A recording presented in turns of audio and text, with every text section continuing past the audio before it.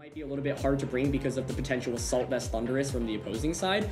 So I feel like calling the lead matchup here will be really important, because with a team like Jiseok, if you're able to just get the lead right, you can often snowball the game so quickly in just a matter of turns. So with that being said, let's get into this match to see what these players can do. I'm so excited about this match considering how it all went down in the last Players Cup here. So Reggie, Alecki, and Whimsicott coming out here against the Incineroar and the Thunderous. So the Incineroar is interesting. I think it's probably Wolfie's best option to deny that turn 1 Tailwind. We actually got a sneak peek of that Whimsicott set, and I believe it actually has that eject button. So that's going to definitely be a little bit cheeky here. And oh, Jiseok's considering the Dynamax Reggie Alecki. There's that helping hand on the Whimsicott as well. The helping hand actually has higher priority than fake out. So if you go for this option and Incineroar indeed goes for a fake out onto Alecki, you get a lot of damage off with Max Lightning into the opposing Thunderous. Right.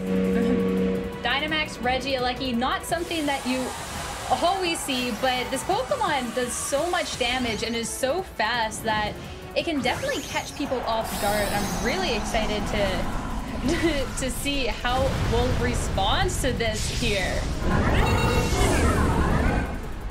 Play Dynamax Reggie Alecki turn 1 is always like the thing I'm most shocked by, and Jiseok's actually put himself in such a good position to actually, you know, do a lot of work with it, and actually makes a lot of sense, right? The only thing on Wolfie's team that resists electric type attacks is going to be that Venusaur. No Venusaur out here to start, so why not just go for a burst of damage and get that terrain up as well? Max Thunderous coming out on Wolf's side here, and let's see what that Incineroar goes for. No, the helping hand from the Whimsicott onto the Reggie Alecki, and the Incineroar did in fact go for that fake out, not being as high as a priority. Isn't going to do anything except for switching that Whimsicott out with that eject button here. Yeah, and I'm curious, I think, you know, typically in a scenario like this, you want to double up onto the Whimsicott, go with something like Fake Out and Max Airstream. And this is a really cool way in dealing with Assault Vest Thunderous, right? Max Lightning here actually does a sizable amount. Now you've also set up that electric terrain, so another Max Lightning will KO the Thunderous from the opposing side. And so it's a really unique game plan here. You don't see it very often. It's going to be Max Airstream coming out from Wolfie's side of the field, but here's the thing about Alecki, Reggie Alecki, I should say. It is so fast that it can still outspeed the Incineroar and Thunderous even after they get a speed boost here. So, you know, a lot of Thunderouses are Assault Vest. If we don't see a Life Orb here, I think it's fair to assume that it is Assault Vest. There is no Life Orb there. And so now Jiseok's in a really interesting position where you can just go for a Max Lightning onto Thunderous and a close combat into Incineroar. I have no idea what Wolfie's counterplay to that is, other than maybe switching Incineroar to a Venusaur if you have in the back, something that can resist. But, you know, Zacian is also something that's likely waiting in the back. It really comes down to, yeah, what two Pokemon Wolfie has in the back. But I think Jiseok, really good game plan here. You know, getting that free switch into Urshifu. Urshifu with 1 HP is still infinitely more than 0 HP. You get that Max Lightning into Thunderous. If this Reggie Alecki is max speed, I think it should outspeed the opposing Thunderous. And so I love kind of the creativity that Jiseok came in with this game plan. Because I think if you look at his team, you would definitely not expect Reggie Alecki to be the first or even second Dynamax option. Reggie Alecki surely going first here and picking up that KO on the Thunderous here. That's a big KO here. I mean, Reggie, even after an Airstream, Reggie Alecki's just so fast. Close combat from the Urshifu is going to pick up that KO on the Incineroar. And Jiseok has such a big Pokemon lead already on turn 2 of this match here. I was wondering if Incineroar had any speed investment where after a speed boost from that Thunderous you can outspeed, because that's actually really critical, right? Imagine that it outspeeds the Urshifu, gets the KO onto it, then you preserve, and Stonedrunner is actually out with that Zacian. But part of the problem here, Sarah, is that there is no electric resist, right? So once again, you can see how smart Jiseok's decision to actually Dynamax's Reggie Alecki was. And what's tough is, you know, you can protect to stall out or take a little bit of less damage from the Dynamax, but Urshifu doesn't care about the protects. It can just freely target through. Stonedrunner is cool, but Stonedrunner typically is designed to support its teammates. It's not really going to carry the game very much, right? So I think here Stonedrunner can go for a Rock Slide, maybe just try to pick up the KO onto Urshifu. I think the protect play on Wolfie's side here is absolutely correct, but it's still tough, right? Jiseok's doubling up into that. You still take so much damage from this double up. Max Lightning alone, yeah, would have picked up the KO without the Protect, but then close combat here is still going to bring Zacian down to very low HP. All right, connecting onto that Zacian, bringing it real close, not quite picking up that KO there. And Stonejourner is just going to go for the Rock Slide. Finally connects with that Urshifu, of course, with 1 HP, will pick up that KO, and just a bit of chip on this Regieleki here. Yeah, a little bit of chip at the end. Regieleki actually wasn't even in any danger of getting knocked out because while it's really frail, you know, you're not going to take damage if you're able to just knock out your opponent's Pokemon before they can move. And so, I mean, I think Jiseok definitely baited the Fake Out and Max Airstream into Whimsicott turn 1, and I that's the tough thing about using Assault Vest Thunderous in this format. If your opponent is able to basically get a 2-hit KO onto it, right? Because Assault Vest Thunderous obviously can't go for a Protector at max guard. So I think this game is pretty much all but a wrap at this point. You know, Jiseok can just go for something like a safe Thunderbolt onto the Zacian slot. Stonejourner is a cool Pokemon, but, you know, definitely not going to be able to finish it off by itself here. The only thing you want to watch out for is a potential wide guard from Stonejourner, so don't go for double spread type attacks, right? I think the one way Jiseok could lose this game is if he went for Electro Web and Astral Barrage. As long as you target Zacian with one of the Pokemon with the non-spread move, like this Mudshot, you should ensure the game, and there's that wide guard. Yeah, sure enough, wide guard coming out. There was that Electro Web from the Regieleki, but Jiseok, surely recognizing the wide guard pressure, did go for that Mudshot on that Calyrex and is going to connect and pick up the KO on that Zacian, leaving this Stonejourner as cool as it is, all by itself out on the field and not going to be able to do too much here.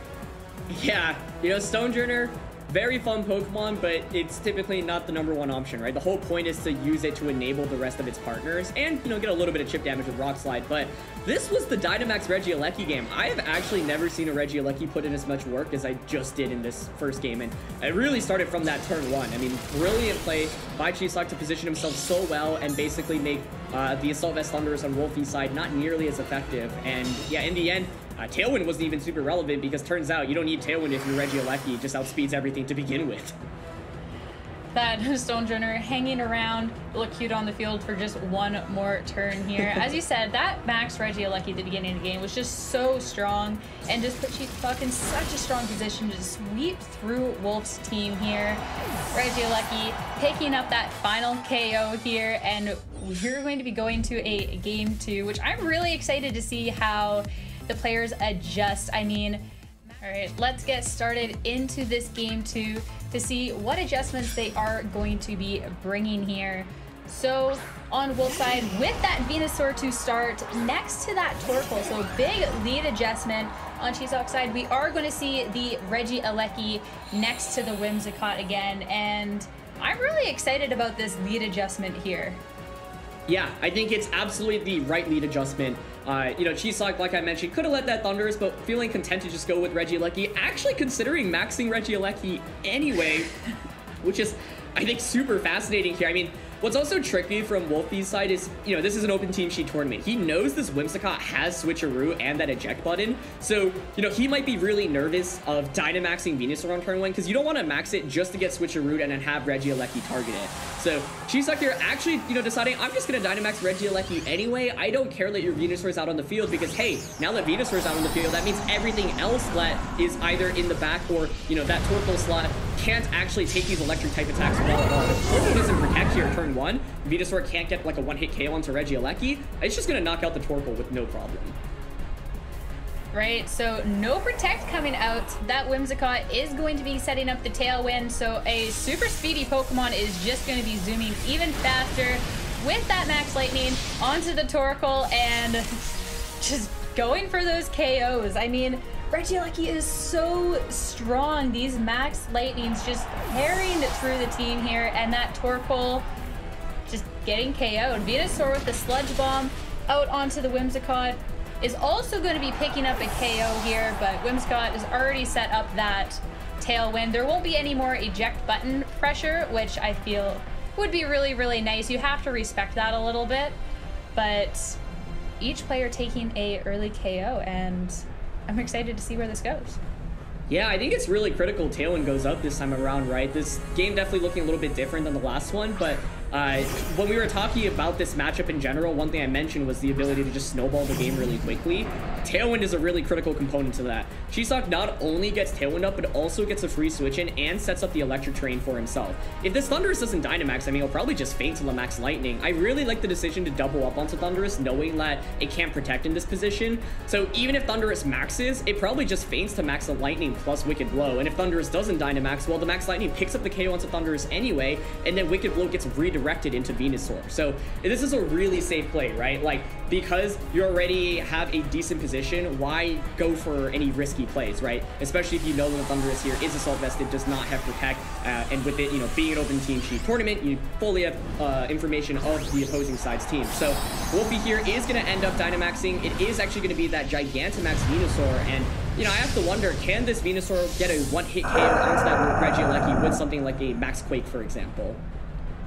I mean, it's going to have to take care of this Regieleki soon, because this Regieleki is applying so much pressure. Max Lightning onto the Thunderous, picking up its second KO in a row here.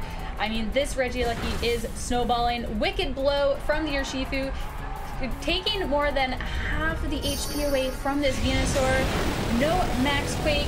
Instead, Vine Lash hitting into that Urshifu. Of course, Focus Sash activating, but with this Vine Lash damage is not going to matter, and this Venusaur is picking up that KO here.